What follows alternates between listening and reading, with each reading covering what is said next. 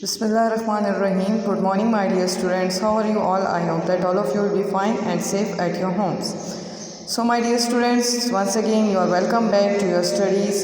I hope all my students are taking their online classes sincerely and going on with their studies, as you all know that it's a very difficult time, but you all have to cooperate with us and keep on your studies. So my dear students, I am your general science teacher of class 2 and this is your general science book. Please kindly take out your books of general science, amazing science. As we have started our lecture number 1 and 2, today we are going to start our lecture number 3. So please kindly take out your books and open page number 1. As in the last previous videos, we have started our unit number 1, living things. We have done the reading of page number 1. We have learned about living things, about plants and animals. Then we have done the reading of page number 2, page number 3 and half of the page number 4. So today we are going to start the reading from where we have stopped. We have stopped from here in this paragraph. We have learned about the green plants, that they do not eat the green plants do not eat food like animals.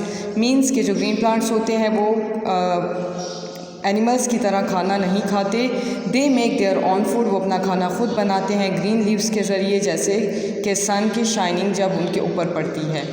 Today we are going to start our reading from here. You have to write down the date on the top of the paragraph from where we will start our reading.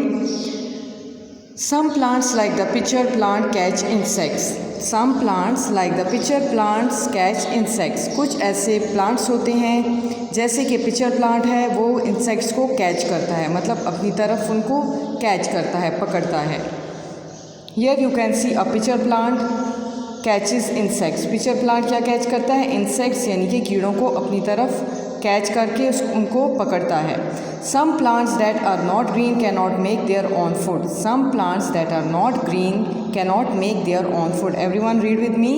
Some plants that are not green cannot make their own food. कुछ ऐसे पौधे जो कि green नहीं हैं, वो अपना खाना खुद नहीं बना सकते. They take food from green plants. वो खाना किससे लेते हैं? ग्रीन प्लांट्स से. Read with me. They take food from green plants. वो खाना ग्रीन प्लांट से लेते हैं. A dodder takes food from green plants. Here you can see a picture of dodder. What does it do? It takes food from green plants. ये green plants से अपना खाना लेता है. A dodder takes food from green plants. Now let us go on page number 5. Now everyone write down the date on the top of the page. Page number 5. Living things breathe. Everyone read. Living things breathe. All living things need to breathe air. All living things need to breathe air. हर जानदार चीज़ को सांस लेने की, हवा से सांस लेने की ज़रूरत होती है. ब्रीथ किसको कहते हैं? सांस लेने को. Living things cannot live without air. Living things cannot live without air. जानदार चीज़ हवा के बगैर ज़िंदा नहीं रह सकती. We take in air through our nose and mouth. We take in air through our nose and mouth. हम एयर कहाँ से अपने अंदर लेते हैं?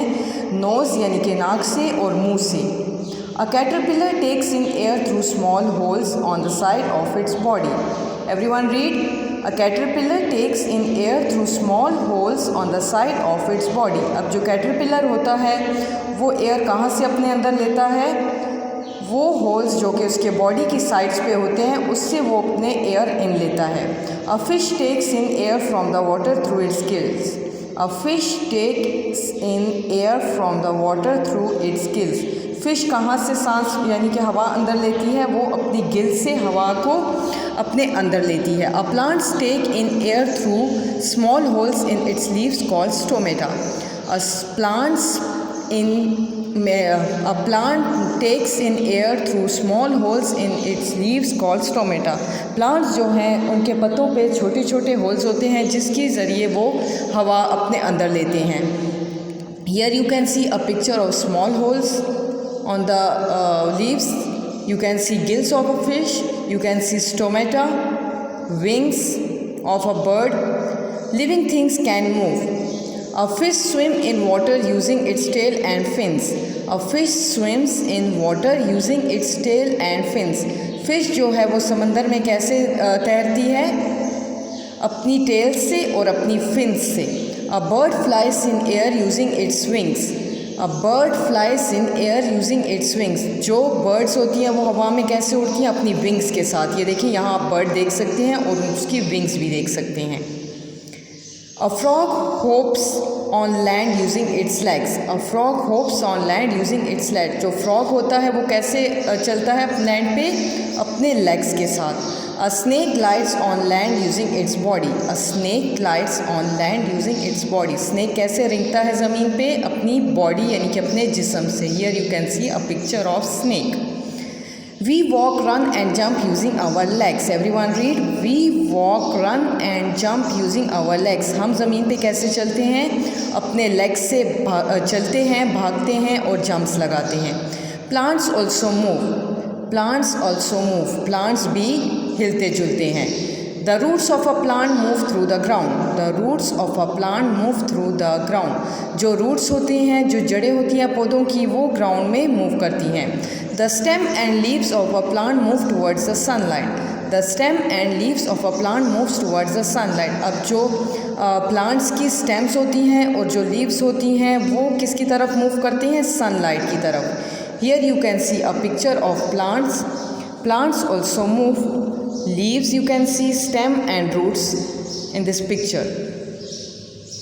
So my dear students, here are some of the difficult words which you have to underline and write down their meanings on your books. Here you can see some difficult words which you have to underline and write down their meanings in your books. आपने ये meanings अपनी books में note करनी है। Please kindly don't do any work in your classwork copies. अभी आपने कोई भी काम अपनी classwork copies में नहीं करना because we are doing the reading. So the first word over here is catch. The first word is catch. Catch means पकड़ना. Catch means पकड़ना. Breathe. Breathe means सांस लेना. Through. Through means के ज़रिए. Through means के ज़रिए. Holes. Holes means सुराख. Holes means सुराख. Underline swim and write down तैरना. Swim means तैरना. So these are the difficult words which you have to underline and write down their meanings in your books, and please kindly do the reading of page number 1, 2, 3 and 4. Thank you.